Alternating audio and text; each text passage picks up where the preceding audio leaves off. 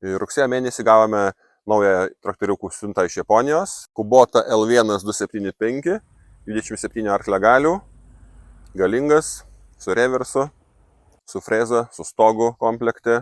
L1255, toks pat modelis kaip prieš tai buvęs, tai čia 25 arklio galių.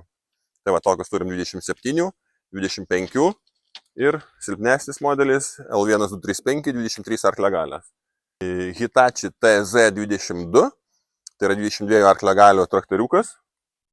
Kubota T22 modelis, tai yra 22 arklio galių, visais ratais varomas, komplekte su freza, su stogeliu.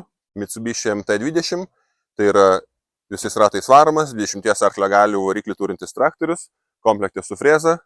Tai Yanmar RS24, Shibaura S330, tai yra 33 arklio galių traktoriukas japoniškas, jau galingesnis palyginus pagal prieš tai paminėtus.